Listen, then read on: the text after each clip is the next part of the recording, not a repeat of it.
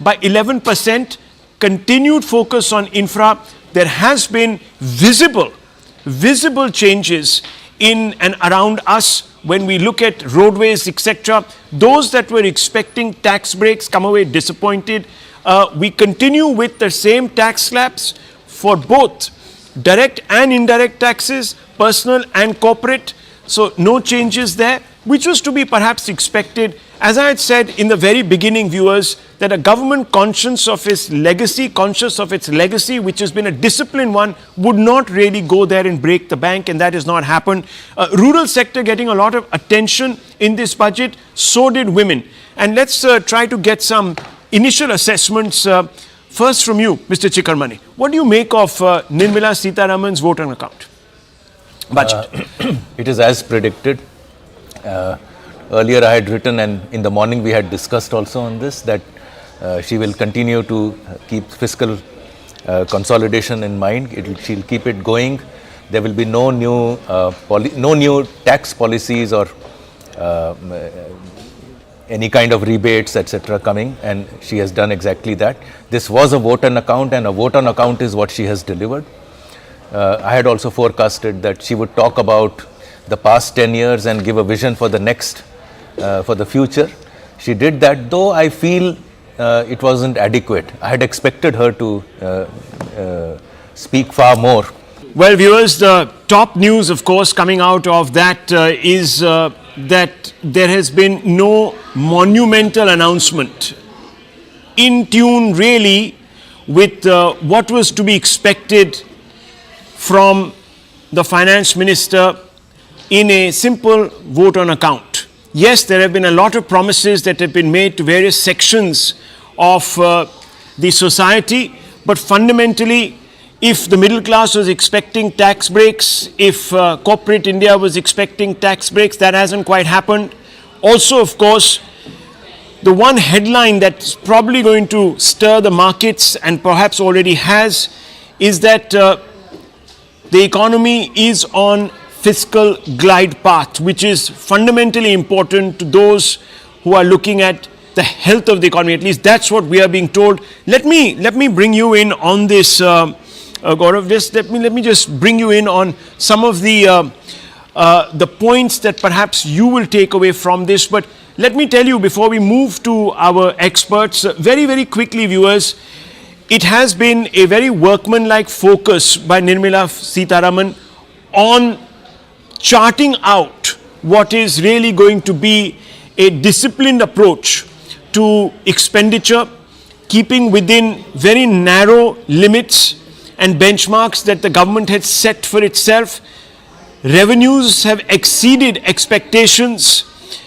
Large number of important provisos been made to keep continuity as the basis really for moving forward, but fundamentally no big bang announcements coming through. So if there was an expectation that there would be a huge splurge before the elections, that hasn't quite happened, and that was perhaps expected in line really with some of the other budgets that have been put out there by the Modi government. People were expecting, of course,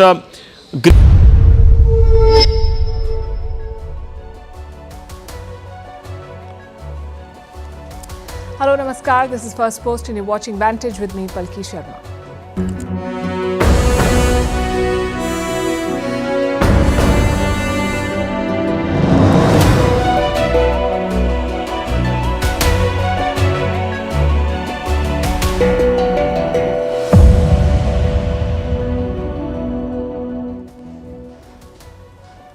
Our lead story tonight is India's budget, an interim budget, but a significant message, both to the domestic audience and the world. We'll discuss what this message is and bring you 10 highlights. Also tell you what's going on with Paytm. An order from India's central bank has as good as killed the business of this digital payments giant. In the US, Mark Zuckerberg has said sorry again, but it doesn't cut it. Social media has been declared a public health hazard, yet no government is taking steps to effectively tackle it. Are America and China fighting a cyber war? Washington has accused Beijing of launching a major attack. In Europe, farmers are on the war path. We'll tell you what their protest is about. In the Pacific, the nuclear alliance AUKUS is expanding. The future of the world is AI, and the future of AI is India. We'll explain. Also, the moon is shrinking. All this and more coming up. The headlines first. European Union approves 50 billion euros in aid to Ukraine. The deal was passed after overcoming opposition from Hungary. In December, Budapest had blocked a similar deal. The aid package is a major boost for Kiev amid doubts over America's support. Armenia snubs Russia, joins the International Criminal Court. The Kremlin had warned its historic ally from joining the Hague-based court. In recent months, Armenia has distanced itself from Moscow, upset over Russia's role in the Caucasus. UK police launch a manhunt after a suspected chemical attack in South London. A corrosive substance was thrown at a woman and her 2 children. More than 10 people injured, including police officers who tried to help. No arrests have been made yet. Drought emergency declared in Barcelona. The Spanish city will now face tighter water restrictions. Other curbs include ban on filling private swimming pools and washing cars only with recycled water. Barcelona has not seen significant rain in the last 3 years. And Lewis Hamilton could switch to Ferrari for the 2025 season. That's what reports say. It will be a surprise move by the 7-time world champion. Last year, he signed a 2-year contract with his current team, Mercedes.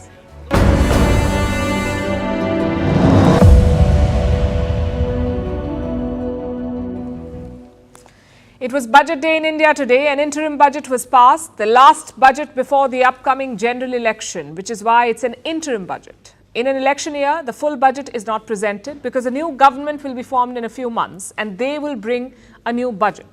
So for now, what we have is a plan for the next 2 to 3 months. It basically means that the central government is placing a request to withdraw money to meet expenses for the short term. And yet, it is significant because this budget also sets the tone for what lies ahead.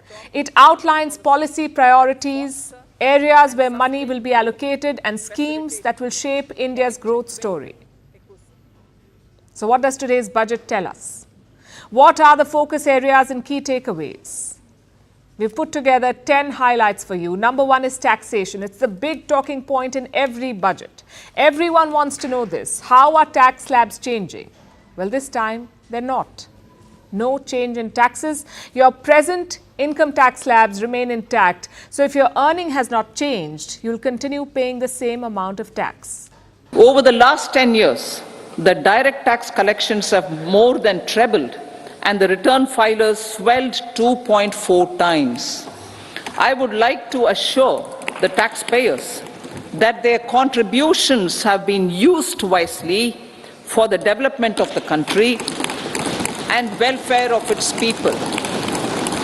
I appreciate the taxpayers for their continued support. In other words, thank you for paying your tax, keep paying it. Same with indirect taxes and import duties, no change in slabs. What about savings? We have something to report on this front. The government will withdraw old income tax demands. These are small and petty notices, they will be taken back. And with this move, 10 million taxpayers will get some relief. Highlight number 2. The government wants India to become a developed economy by 2047. They're calling this period the Kartavya Kal, meaning the time to fulfill your duty or kartavya and make India a developed economy in the next 23 years. It's an ambitious target to have, considering the many challenges along the way. Listen to this. Geopolitically, global affairs are becoming more complex and challenging with wars and conflicts. Globalization is being redefined with reshoring and friendshoring, disruption and fragmentation of supply chains and competition for critical minerals and technologies. A new world order is emerging after the COVID pandemic. Highlight number 3. The government has specified its focus areas. It is paying attention to 4 groups: the poor, the women, the youth and the farmers. Policies are being crafted around these 4 groups to bring about their upliftment. As our Prime Minister firmly believes, we need to focus on 4 major castes. They are Garib, Mahilayeं, Yuva and Annadata, their needs, their aspirations and their welfare are our highest priority. And this was a recurring theme throughout the speech. Highlight number 4, the big achievements. Transferring benefits directly to people. The focus is on cutting distribution loss. And here is what the government says it has delivered. More than $110 million to farmers, over $260 billion in loans, and these have been given to 430 million people under the Mudra scheme. Now, these are special loans designed to serve small enterprises, companies that work at the grassroots levels. And like I said, the focus is on direct transfers by the government, eliminating middlemen. This has been mainstreamed. According to the budget, more than $400 billion have been deposited directly into the bank accounts of beneficiaries. This has put an end or minimized leakages and led to savings for the government. 7.8 million vendors have been given credit assistance. Women have been allocated houses under a central government scheme. 70% of all rural houses went to women. So those were the major achievements that the budget talked about. Highlight number 5, tackling multi-dimensional poverty. Now, usually we define poverty on the basis of money. We measure it on the basis of purchasing power, like how much money you earn or spend in a day. But that is just one dimension of poverty. It doesn't capture the full picture. People may feel poor due to a variety of reasons, like when they cannot afford basic necessities like electricity, food or water, when they are forced to pick an inferior school for their child, when they cannot afford proper treatment because of costs. There are many cases where one medical emergency can financially ruin a whole family. These are all different versions of poverty. These people may not be poor by the traditional definition, but they all experience poverty. So what the government is trying to do is this, trying to tackle multi-dimensional poverty through empowerment. We believe in empowering the poor. The earlier approach of tackling poverty through entitlements had resulted in very modest outcomes. When the poor became empowered partners in the development process, government's power to assist them also increases manifold. Not just handouts, but empowerment. And the government says it is showing results. In the last 10 years, it is said to have uplifted 250 million people. The idea is to reduce poverty in every shape and form. Number 6, interest-free loans for the youth and housing for all. Listen to this. For our tech-savvy youth, this will be a golden era. A corpus of 1 lakh crore rupees will be established with 50-year interest-free loan provided. The corpus will provide long-term financing or refinancing with long tenors and low and or nil. I repeat that sentence. The corpus will provide long-term financing or refinancing with long tenors and low or nil interest rates. Highlight number 7, the government wants to make home buying more affordable. A new scheme is being launched soon. It will focus on the middle class. In addition to this, the government says it will build 20 million houses under a central government scheme, and their construction will take 5 years. At least that is the plan. Highlight number 8, a big push is being made to promote solar energy through rooftop solarization, meaning installing solar panels on rooftops. The plan is to identify 1 crore houses for this. They will be given solar panels and 300 units of free power every month. How does it help? In 3 ways. It will reduce the load on power grids. It will enable transition to green energy and reduce your electricity bill at the same time. If implemented well, these ideas can be game changers. Highlight number 9, fiscal prudence. The government wants to borrow less and spend more. The fiscal deficit target has been set at 5.1%. How will the government balance the books? How will it get the money that it needs to spend on welfare? They're placing a big bet on disinvestment. And they've set a steep target of around $6 billion for this. This is how they'll make money. Highlight number 10, the special focus on women. The finance minister made multiple announcements targeted at women, like on the healthcare front. The government is expanding its universal healthcare scheme. Now, women healthcare workers at the grassroots will get health insurance. They want to encourage vaccination. Reports say the government is in talks to reduce costs for cervical cancer vaccines. They're also focusing on the financial well-being of women. There was an announcement to empower local self-help women groups. Their members are known as Lakpati Didis or Prosperous Sisters. They're encouraged to pool their resources and harness their skills to earn a minimum of 100,000 rupees every month. That's 1 lakh rupees, hence the term Lakpati Didi. The government will allocate more money to such groups from $240,000 to $360,000.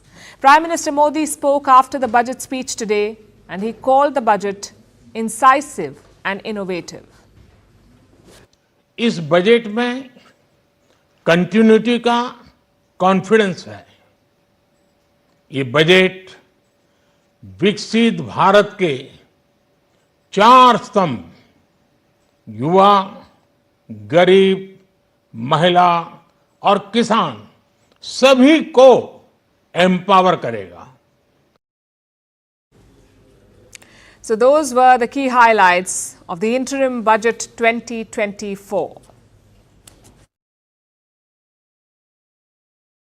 Now let's talk about what the budget really means, the big picture, if you will. This, as I've been saying, was an interim budget. It's not the done deal. It's almost a teaser. The real budget will be shown in July after the general election, which means this was more of a business as usual document, which is why there weren't too many tweaks, neither to tax slabs nor to budgetary allocations. But a few things do warrant a closer inspection. First, we'll talk about fiscal prudence. What does it mean? It means spending government money responsibly, prudently. You measure it through budget deficit, the difference between expenditure and earning. The lower the deficit, the better. It means you're spending within your means. Finance Minister Nirmala Sitharaman says the budget deficit is expected to go down to 5.1%. It is already lower than expected. The projection was 5.9%. Right now it's 5.8% and it's expected to go lower to 5.1%. Let me tell you what that means. It means that the government is reining in excess spending. It is not taking on unnecessary debt, meaning future generations won't be burdened with an unsustainable debt bomb. Do you know what the Indian government's single greatest expense is? It's interest on old loans.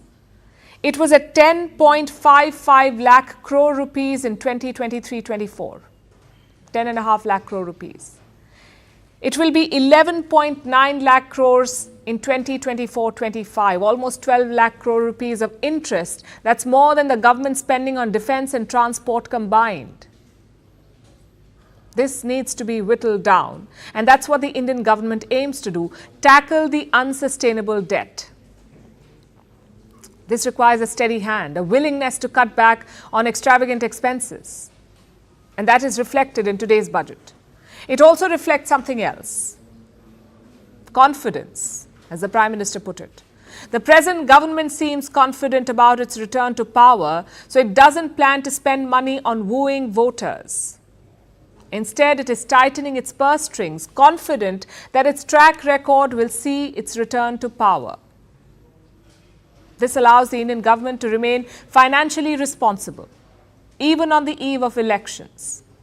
The Indian stock markets have noticed this. The major indices fell a little today.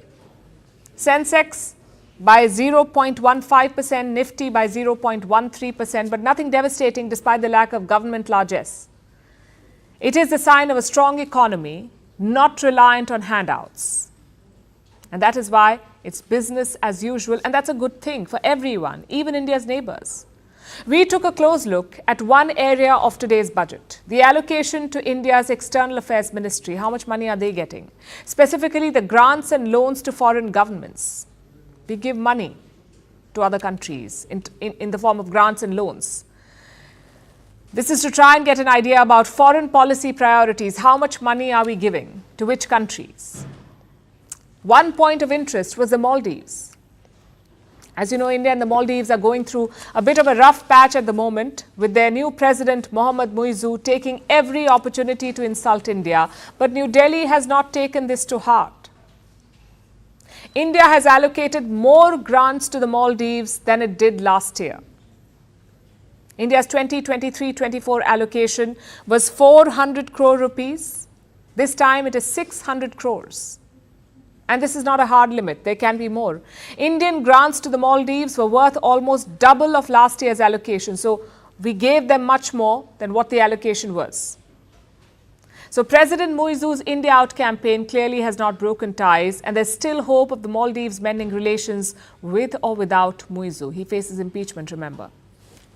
India's other neighbours retain their usual grants except for one, and that is Bhutan. India's allocation for grants to Bhutan have fallen sharply by almost 600 crores. India does plan to loan more money to Bhutan, but there's a drop in the overall allocation. Having said that, it should be noted that Bhutan receives more money than any other neighbour of India. Close to 2,500 crores every year.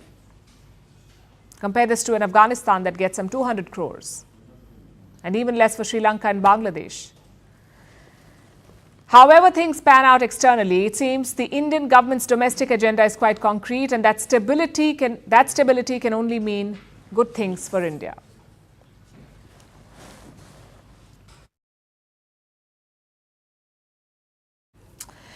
How do you ensure stability? Through robust institutions, through checks and balances, enforcing regulation and ensuring fair play. In the last 24 hours, we saw one example of that. The RBI's order on Paytm. The RBI is the Reserve Bank of India. It's the country's central bank. And it has delivered a big blow to Paytm. Paytm is a digital payments giant in India. It controls around 13% of the market share in India. But now its business has been crippled. Starting March, digital payments on Paytm will come to a halt. Customers using Paytm wallets won't be able to top them up. Basically, if you see a Paytm QR code anywhere you are, chances are it won't work. Because the RBI has as good as killed it.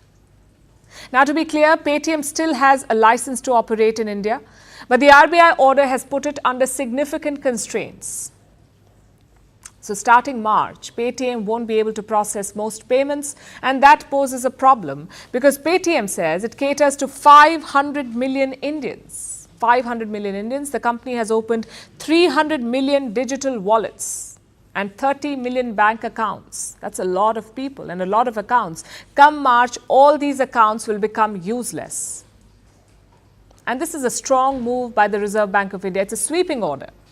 But why was it necessary? The RBI says Paytm has not been playing by the rules. According to the bank statement, Paytm was punished, and I'm quoting, for persistent non-compliances and material supervisory concerns. So the issue is non-compliance, not following the rules. And the RBI order does not get into the details, but Paytm has had frequent run-ins with the Reserve Bank of India, and this scrutiny began way back in 2018. Fundamentally, it centers around the KYC rules. KYC is Know Your Customer. There are rules on how much you should know your customer and what you can do with that knowledge. Let me explain. Imagine there's a party happening in your neighborhood at a really cool club and you want to go. But there's a bodyguard at the door and he won't let you in. Until he sees your photo ID, he wants to know who you are, where you live, and check your photo against your face. If it matches, he'll let you go. A bank works just like this bouncer. Before they open your account, they ask for some papers. They're supposed to establish who you are, where you live, and whether you are a real person or not. So when you approach a bank, you're asked to give copies of these papers and to fill a form. This process is called KYC. No bank will open your account or extend any service to you without this. Now, any good guard would also respect your privacy. They won't go around the neighborhood telling everyone that you were at that party They won't click your photos or photos of your ID and share them with the world. They shouldn't. They should not share any information about you without your consent. And this applies to banks too. They must maintain secrecy. They must protect your personal information. The law mandates it. Paytm got a license from the RBI in 2015, and when an RBI license is given to a bank, it has to comply with the KYC rules. But it appears that Paytm was not complying, or so the RBI believes. Now, reports say that the RBI, the Reserve Bank of India, was concerned about how Paytm shares this information with its associates. Your information, how is it shared? The company could also be under scrutiny over its investors. One of them is Chinese. One of Paytm investors is Chinese. It's a company called Antfin, an affiliate of the Alibaba Group. As of December last year, Antfin held almost 10% stake in Paytm, and increasingly, Chinese companies have come under the scanner in India. Their investments and their activities are all being scrutinized here in India. Could this ban be related to such scrutiny? Could it be linked to the Chinese investment in Paytm? We do not know for sure. But Paytm has its task cut out. After the RBI's orders, their shares crashed today by 20%.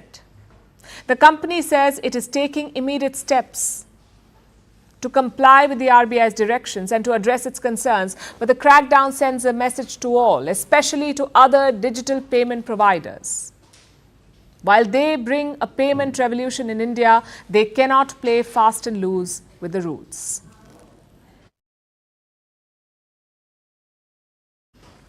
Our next story comes from America, where a few months ago, parents of 60 teenagers filed a lawsuit. Their children allegedly bought drugs via social media on apps like Facebook and Snapchat.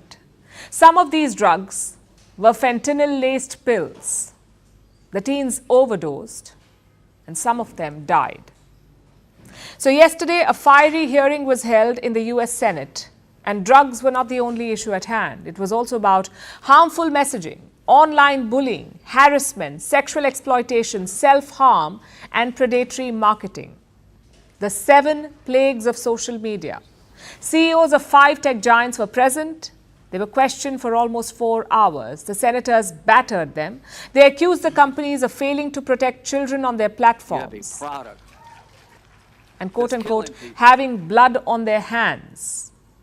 But most of all, these 2 top bosses got the worst of their ire. Meta CEO Mark Zuckerberg and Snapchat CEO Evan Spiegel. 37% of teenage girls between 13 and 15 were exposed to unwanted nudity in a week on Instagram. You knew about it. Who did you fire? Senator, this is why we're building all Who these did you different fire? tools. Senator, I don't think that's. Who did you fire? I'm not going to answer that.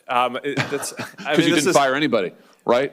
You didn't take any significant I don't action. think it's appropriate to talk about like It's not individual appropriate. HR decisions.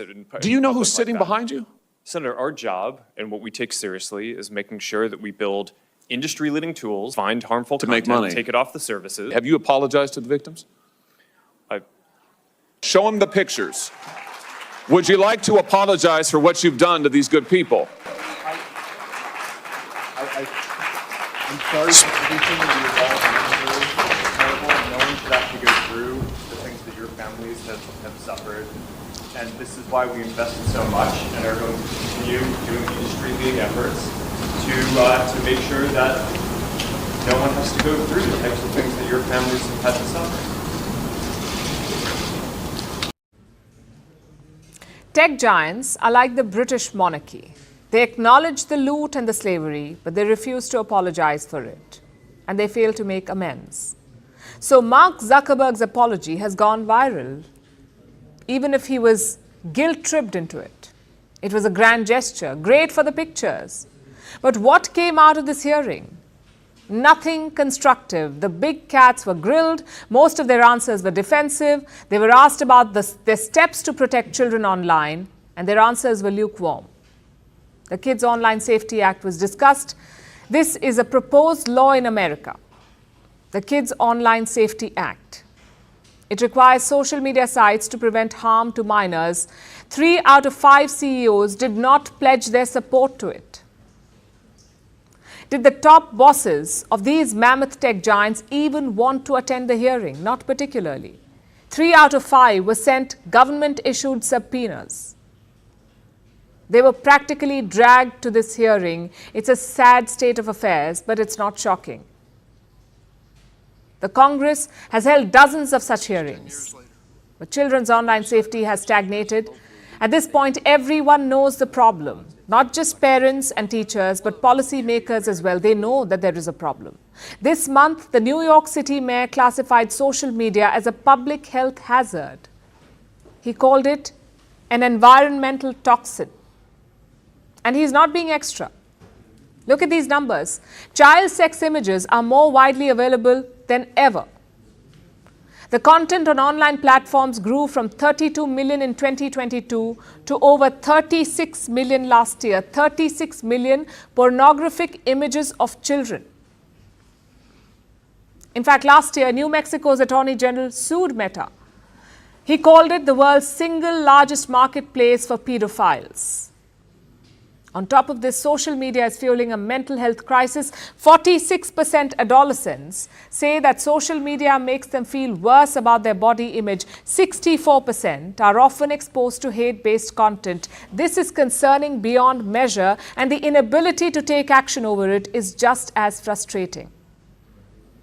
Sure, tech giants are at fault, but demanding that they do better is an argument in bad faith. Big tech is like big tobacco, or the alcohol or gambling industry. Why would they set up guardrails for themselves? Their financial interest lies in keeping users on their platforms. 99% of Snapchat revenue comes from displaying ads to users. The figure for Meta is 98%. Screen time is their revenue stream. So kids suffer and social media profits, which is why the burden, the onus, is on governments. They have to acknowledge negative impacts of social media, create policies to regulate these companies, and make sure that children are protected. They have to ensure that tech giants sell their products in a way that protects vulnerable users. And this is exactly what public regulation is for. Our governments need to do better. So Mark Zuckerberg may have apologized, but this is not a hooray moment. The apology is not enough. Far from it. We need laws, we need action, we need protection.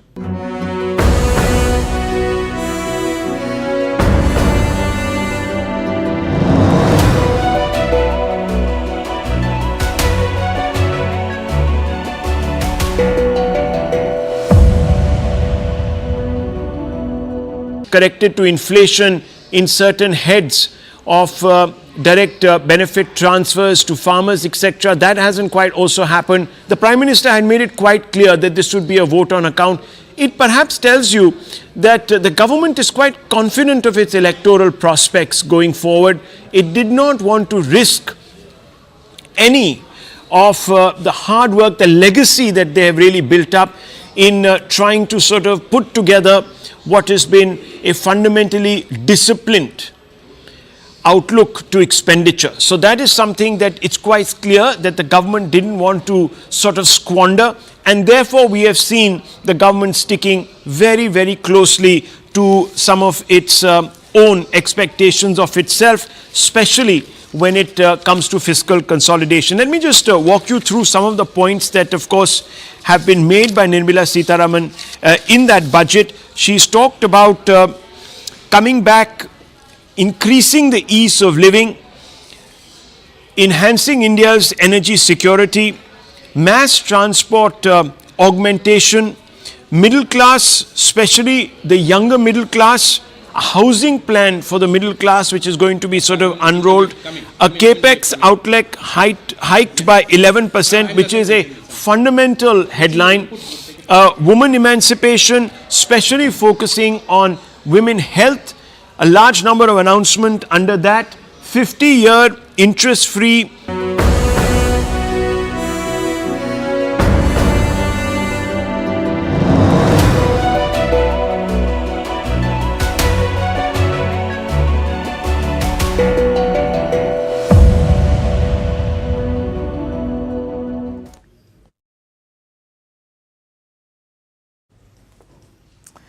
The internet can be a dangerous place, and not just because of social media, but also because of state actors. Here's why I say this. The US has made a big claim. It has accused China of launching a major cyber attack. It targeted America's key infrastructure. The attack could have potentially hijacked internet connections of hundreds of people, targeted water treatment plants, the transport system, even the electric grid. The US says it has foiled the attack. It was able to defend itself. It pushed back the Chinese hackers. But in recent months, there have been growing claims of cyber attacks between the two arch rivals. So are the US and China in the middle of a cyber war? Our next report explores. Imagine this. You are sitting in your home. It's a normal day, but suddenly everything changes. There is a sudden power outage. The lights go out. You rush out to figure out the cause. Your neighbor calls. They are complaining about a water outage. And when you look outside, there is chaos on the streets. The traffic lights are suddenly going haywire. That was an imaginary scenario. But the US is worried that one day this could be the reality. The threat is real, and it comes from China. China's hackers are positioning on American infrastructure in preparation to wreak havoc and cause real-world harm to American citizens and communities if and when China decides the time has come to strike. This week, the FBI director appeared before lawmakers. He informed them about a Chinese operation. Hackers based in China tried to target the US. The group's name is Volt Typhoon. It is believed to have Beijing's backing. The hackers targeted American public infrastructure, like the power grid and pipelines. They wanted to hack into their system and take control. For this operation, the Chinese exploited a vulnerability. They discovered that many offices in the US still use old internet routers, so they decided to hack those. Once they found their way in, the hackers installed a piece of malware. If the hack hadn't been discovered, China could have taken over America's vital infrastructure like water treatment plants, the power grid system, the transport systems, oil and gas pipelines, and telecommunication networks. But the US was able to detect the hack quickly and take measures to dismantle the malware. On its part, Beijing denies trying to hack America's critical infrastructure.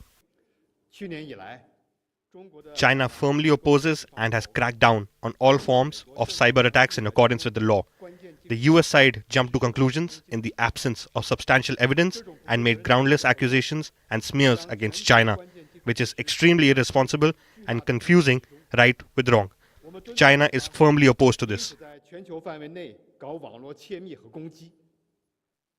But the US is not buying China's claims. America is beefing up its defenses. Some lawmakers have compared these cyber attacks to placing bombs on the battlefield. This is the cyberspace equivalent of placing bombs on American bridges, water treatment facilities, and power plants. There is no economic benefit for these actions. There's no pure intelligence gathering rationale. The sole purpose is to be ready to destroy American infrastructure, which would inevitably result in chaos. The battle lines between Washington and Beijing have been drawn, and China, it appears, is trying to squeeze every strategic advantage it can get.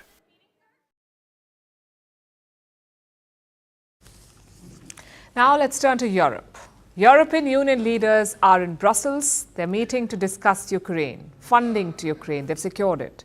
But it seems they've been ignoring a problem closer to home, the plight of European farmers. Farmers across the EU are angry, and they've been protesting for weeks. Today, they intercepted their leaders in Brussels.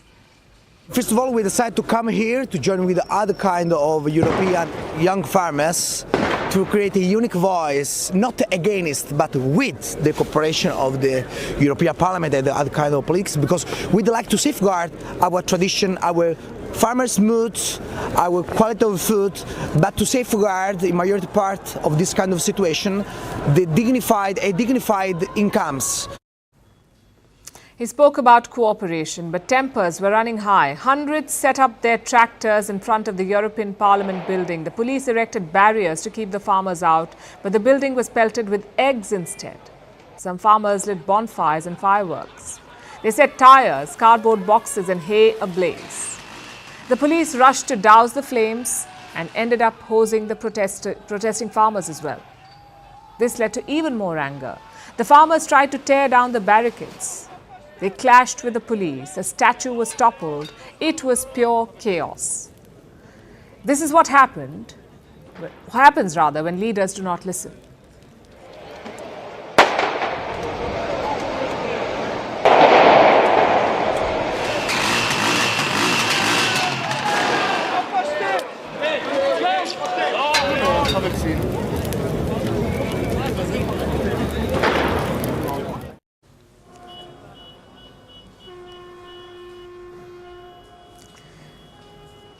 For weeks now, farmers have been protesting across Europe, in Belgium, Germany, Italy, Spain, Portugal, and especially France.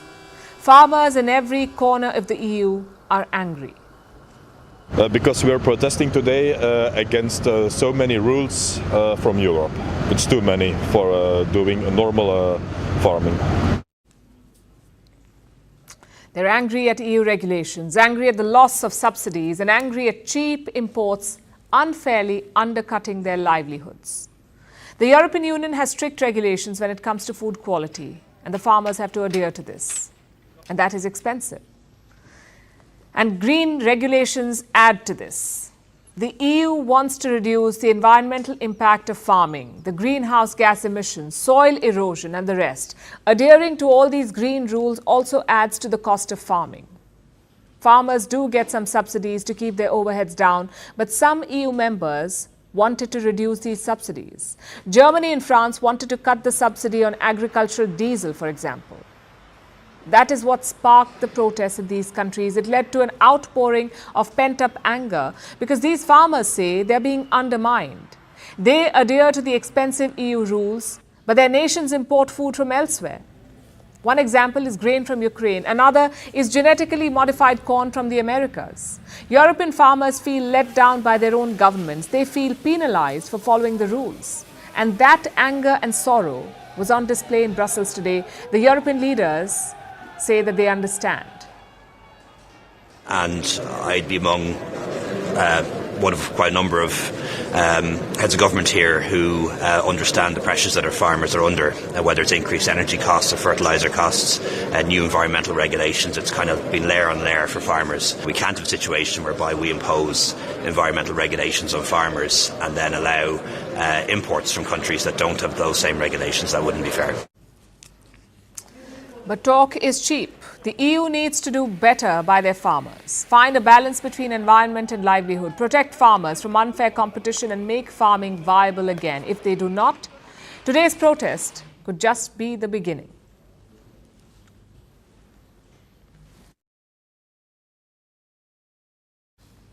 Our next story is about AUKUS. Do you know what it is? It is a security pact between three nations. That's Australia, the United Kingdom and the United States. AUKUS, AUKUS. AUKUS was formed in 2021 to enhance security in the Indo-Pacific region. Now, Australia's neighbour wants in. That's New Zealand. It has shown interest in joining AUKUS. But one country is objecting to this. Any guesses? It's China.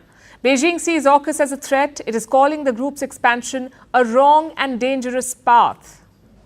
New Zealand says Australia is like family. They're stronger when they work together. What does this mean for AUKUS membership and how will this impact the Indo-Pacific region? Our next report explains. This week, Australia and New Zealand held official talks. Defence and foreign ministers from the two nations met each other. They discussed something called AUKUS. What's that? AUKUS is a trilateral security agreement. The group is named after its three members. That's Australia, the United Kingdom, and the United States of America. The grouping came together in 2021. The three members say it's for enhancing security in the Indo-Pacific region. But AUKUS is much more than that. It's also about arming allies. Australia will get 8 nuclear submarines. The US and the UK will work together to deliver them. The deal is worth almost $370 billion. The first nuclear submarine will be handed to Australia by late 2030s. And there is one country that's on edge about AUKUS. It's China. Beijing sees the trilateral grouping as a threat, and there's more bad news for them. A new member wants in, Australia's neighbour, New Zealand. AUKUS currently has only 3 members. They are part of what's called Pillar 1. Now they want to expand the partnership. It will be called Pillar 2. The expansion of the group will focus on military capabilities and interoperability. New Zealand has already shown interest. Increasingly, the rules-based order which we rely on as democratic countries is under threat. And in this complicated strategic environment, one thing is crystal clear. Australia is our closest friend and partner. It's our family, and we are stronger when we work together. And Australia has welcomed New Zealand's interest. And finally, we have agreed to send a team to New Zealand very shortly to brief New Zealand on developments in relation to AUKUS, and particularly AUKUS Pillar 2. I think the content and the manner in which we have spoken today really does reflect 2 countries which have a very shared view of the world and a shared sense of how both of us need to go about our business in terms of working in the world. China says that the expansion of AUKUS threatens peace and harmony. For their own geopolitical interests, the United States, Britain, and Australia ignore the concerns of the international community and go further down a wrong and dangerous path. Take that with more than just a pinch of salt. AUKUS plans to go beyond working together on just nuclear submarines. Hypersonic missiles and advanced radar technology are on the agenda as well. There have also been reports of including Japan and India in AUKUS. And while China feels cornered, they have no one to blame but themselves. Beijing's aggressive actions in the South China Sea have had a unifying impact. Countries that were neutral are now changing their stance. New Zealand is the first to do so, and chances are it won't be the last.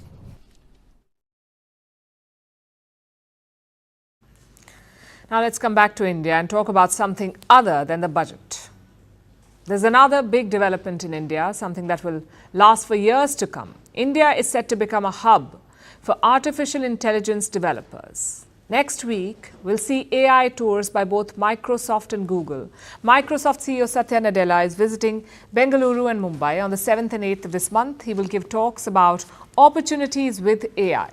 And he will meet tech industry leaders in both cities. Meanwhile, Google's chief scientist, Jeff Dean, is also going to be in Bengaluru. He will give talks on AI's next frontier. He'll also meet developers and startups. So the message is clear. Silicon Valley is banking on AI, and they're looking at India to fuel this growth, which should come as no surprise. For years, India has been at the forefront of technological growth. Indian computer engineers and data scientists are famous the world over.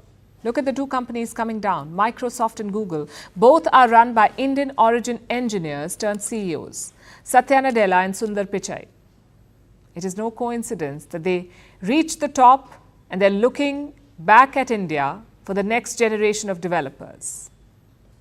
India is already home to 5 million programmers, 5 million.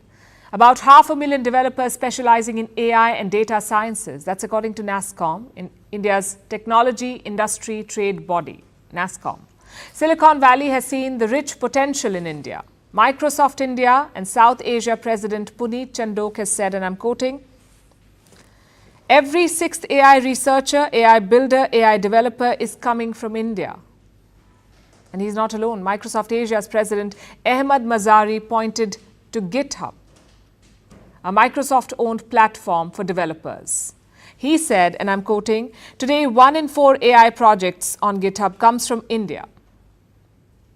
India provides 1 in 6 AI developers and 1 in 4 projects," which means India is obviously the place to look when searching for AI talent. Mazari also said that by 2026, India will have eclipsed the US. India is very uniquely positioned to enable the adoption of AI at scale at home and in international markets. Indian developers will lead the AI race both at home and abroad, and Silicon Valley knows this. Microsoft and Google's high-level visits are just the beginning. Microsoft wants to create more AI specialists.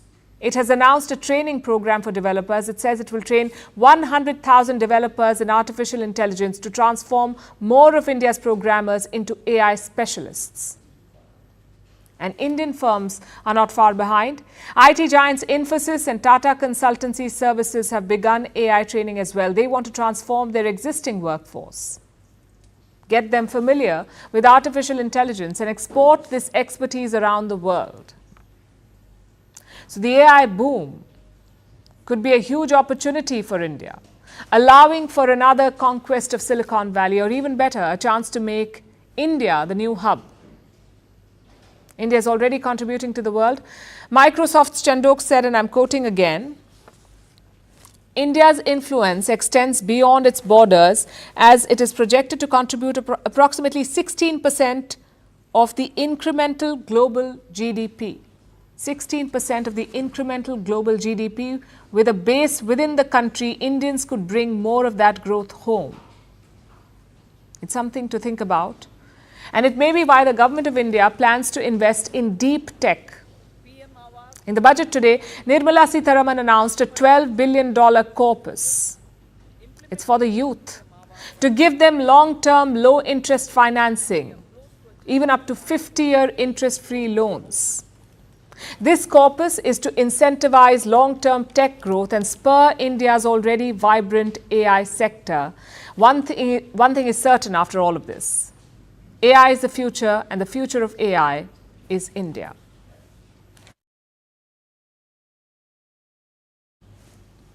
International space race to the moon has been hot for a while now, thanks to the possibility of ice on its surface. At the center of this race is the lunar South Pole. Last year, India's Chandrayaan-3, the Chandrayaan-3 mission, did the impossible. It made the first soft landing there. Now, NASA has selected the site for its next mission in 2026, and China plans to create future habitats there. But a NASA study is ringing alarm bells too. It says the moon is shrinking. And that is not the biggest problem. When the moon shrinks, it creates moonquakes, much like the earthquakes on our planet.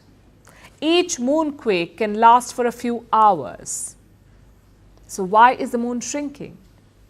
Does this discourage space exploration to the moon? Our next report tells you.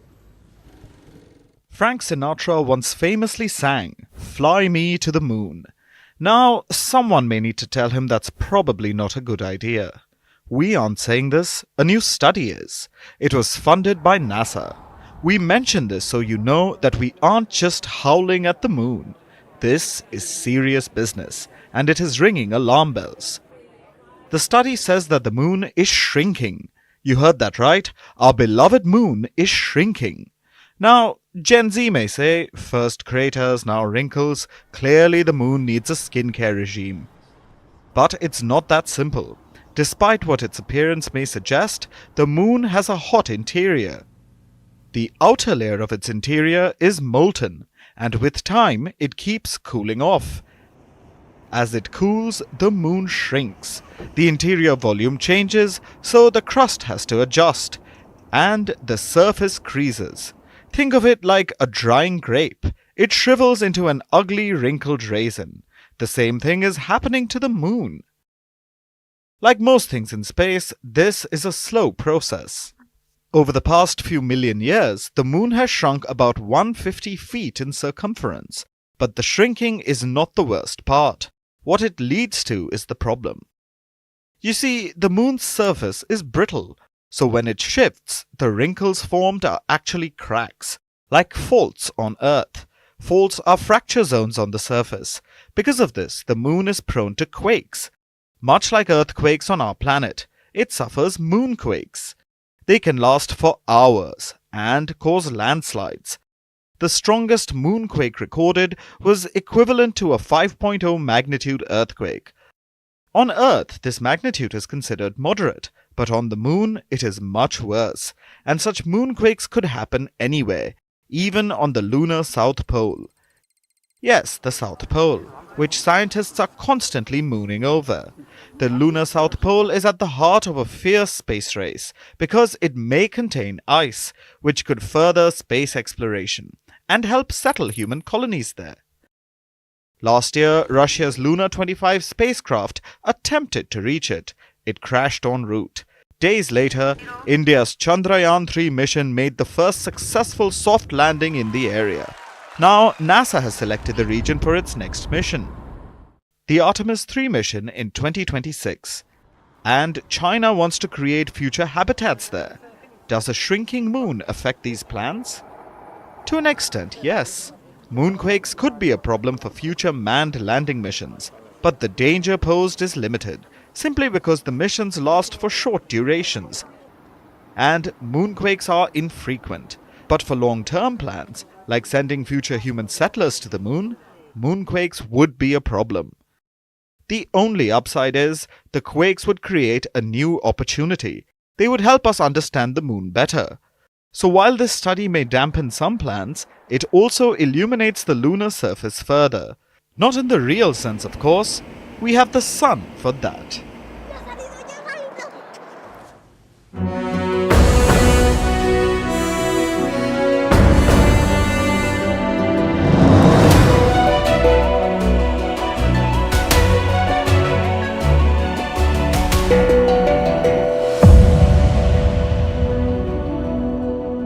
Private sector is something that will enthuse a large number of those who are looking to start up companies, etc. Free ration for 80 crore Indians and 517 new routes to enable passenger travel. So that is something that the government has put out there, apart from, of course, focusing on some of its achievements. The first half, the first 25 minutes of the speech focused on how the government has actually come out there and improved ease of living and, of course, the top line numbers of the government. Let's go across and get some reactions from the CI. R. Dinesh is there with us. Mr. Dinesh, how do you see the government, vote on account?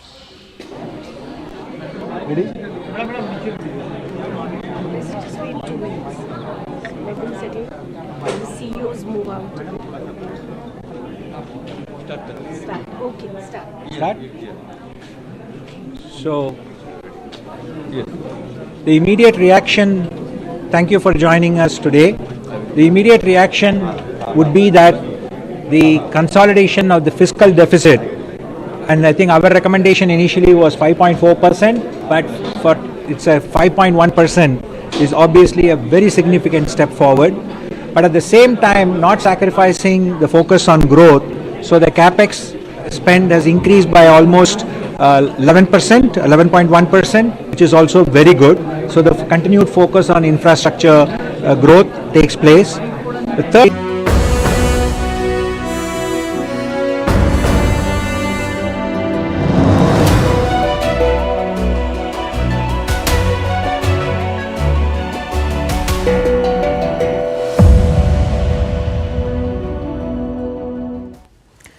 And now it's time for Vantage Shots, images that tell the story. Clashes erupted in Greece during demonstrations against plans to let foreign private universities operate in the country. In neighboring Italy, animal rights activists daubed paint on the iconic Fountain of Lions. Now, you've heard of dog cafes, even cat cafes, but have you heard of a pig cafe? There is one in Japan, and it offers coffee and cuddles. Finally, taking you back in history to 1946, on this day, 1st February, former Norwegian Foreign Minister Trygve Lie became the first Secretary General of the United Nations. That's all we have for you today. Thanks for watching. We'll see you tomorrow. At the City Corporation banquet to the United Nations delegates. Not for a long time has the old building seen so many distinguished figures on a single occasion. Yes, it all looks rather complicated, but Mr. Trygve Lie seems to enjoy the medieval flavor.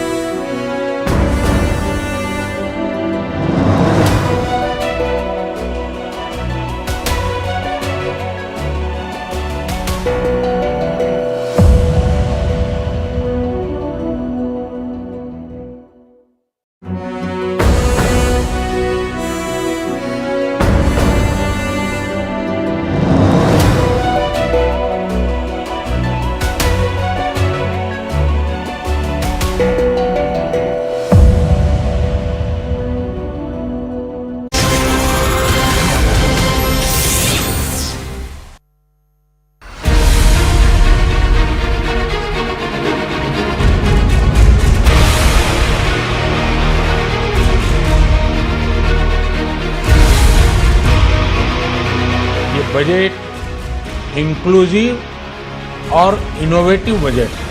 इस budget में continuity का confidence है। ये budget विकसित भारत के 4 स्तंभ युवा, गरीब, महिला और किसान सभी को एम्पावर करेगा। Building on the massive tripling of the capital expenditure outlay in the past 4 years, resulting in huge multiplier impact on economic growth and employment creation, the outlay for the next year is being increased by 11.1%. Our government is working with an approach to development that is all round, all pervasive, and all inclusive. It covers all castes and people at all levels. We are working to make India a Viksit Bharat by 2047.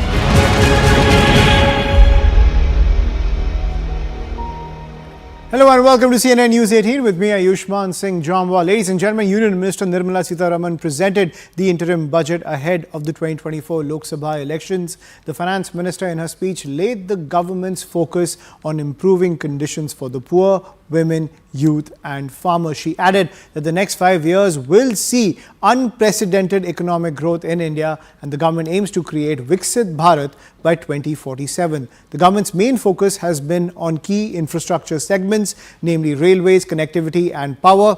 There has been no change in long-term or short-term capital gains tax, direct or indirect taxes. The capex outlay has been set at 3.4% of the GDP to over 11 lakh crore. Now, one of the key figures in the infrastructure mission of the Modi government is Railway Minister Ashwini Vaishnav, who is joining us on the broadcast. Thank you, Mr. Vaishnav, for joining us on CNN News 18. It's an ambitious economic plan, Mr. Vaishnav, to achieve Viksit Bharat by 2047, and the railway sector is central to that. With 2.5 lakh crore laid out as the capex for the Indian Railways. That is what we are learning from the interim budget that has come out. What is the plan ahead to modernize this sector? See, in the last 10 years, our Prime Minister Shri Narendra Modi ji has put huge focus on railways because railways caters to the poor sections and to the middle class families. So huge importance has been given to investment in safety, investment in creating capacity, investment in getting new technologies. So, for example, in the last 10 years, Modi ji has added 26,000 kilometers of new tracks. Last year, 5,200 kilometers were added, which is like adding one Switzerland to the country. This year also 5,500 kilometers is being added, adding one more Switzerland to the country.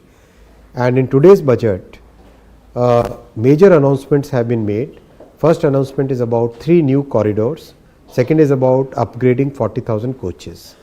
So 3 new corridors are basically very scientifically designed program where all the origins and all the destinations, for example, if there is a steel plant, that is the origin, wherever it has demand, that those are the destinations.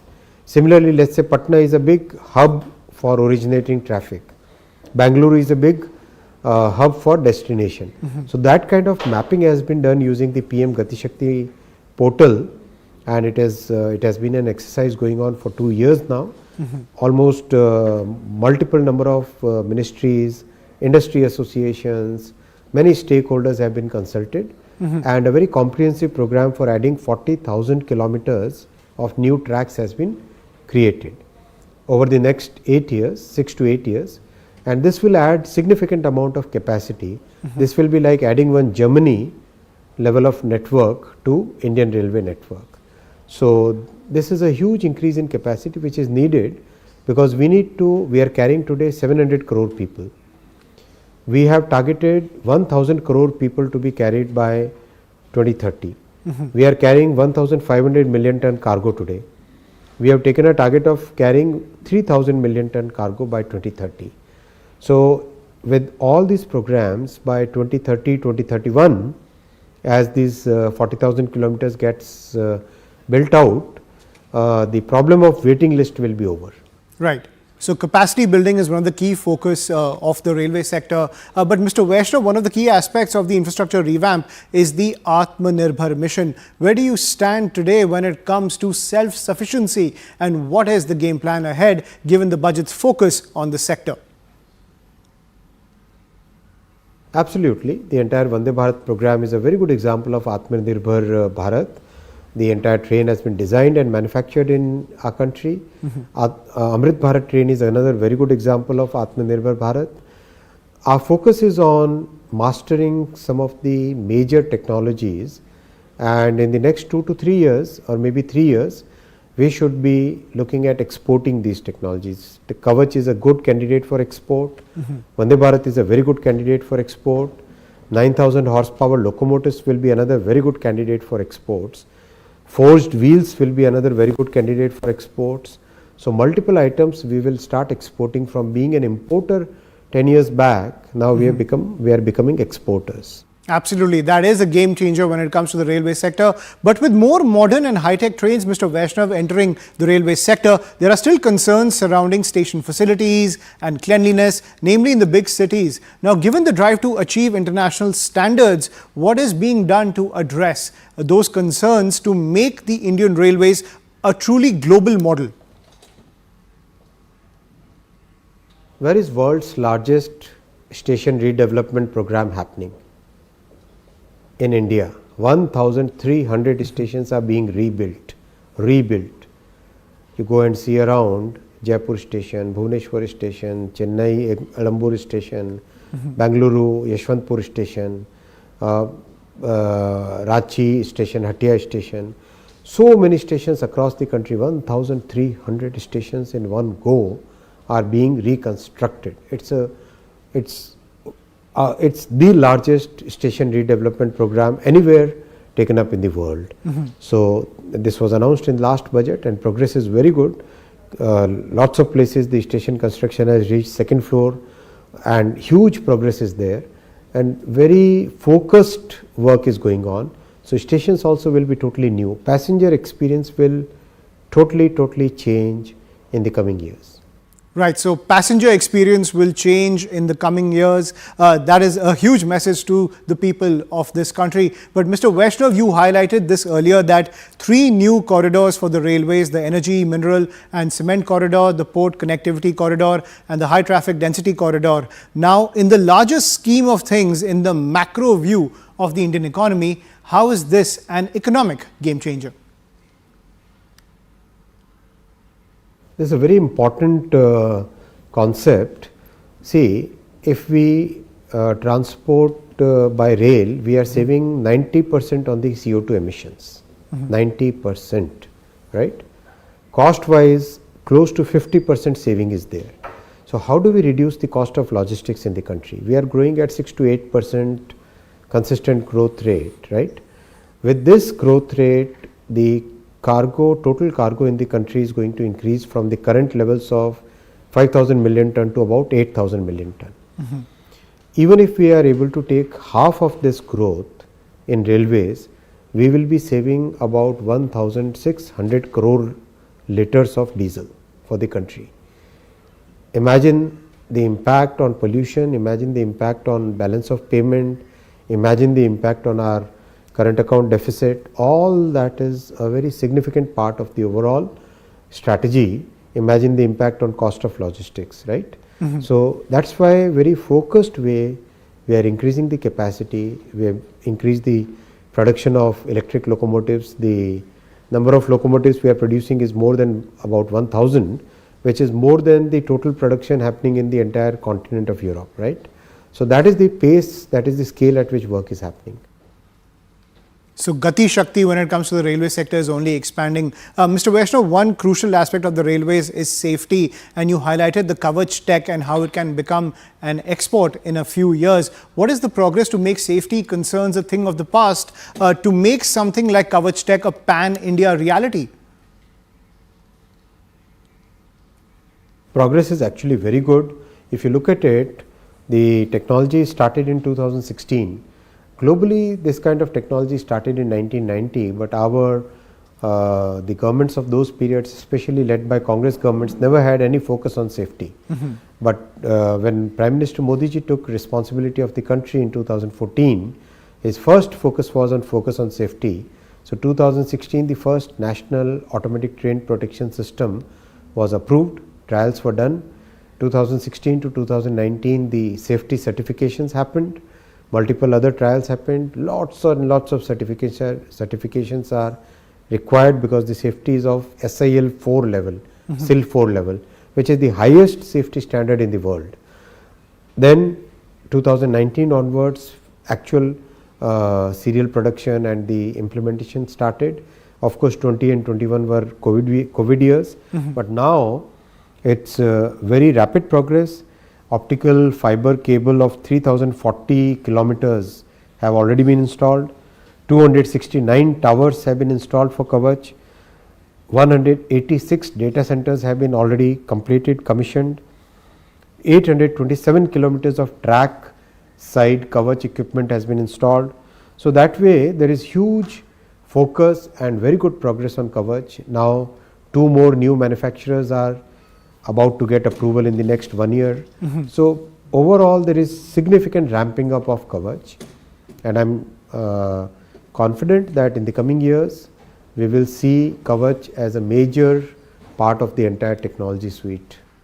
Right. So safety, growth and modernization, 3 pillars of the Indian Railways as it leads the growth drive of the Modi government. Thank you, Mr. Vaishnav, for sharing your perspective and giving us that overview of the economic game plan with the railway sector at the forefront. Now, through the day, top voices from the government have decoded the impact of the budget on India's growth story. Ladies and gentlemen, listen in. 1.5 lakh crore. That kind of a fund that's been created for a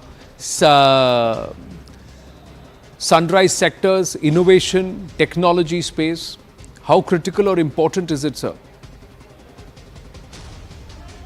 Oh, absolutely, absolutely a wonderful announcement in the budget, and it certainly recognizes, and it's the Honorable Prime Minister's recognition that our innovation ecosystem is at an inflection point and is ready to take off and really become world beating in a lot of ways in the coming years. So I think this is an extremely important aspect of the comprehensive ecosystem that he is building for the youth of India, that he is preparing for the youth of India to be able to pursue opportunities and succeed. So, credit and capital and financial resources always is an important part of the complex set of variables that are required for a youngster in the innovation ecosystem to pursue opportunities and succeed.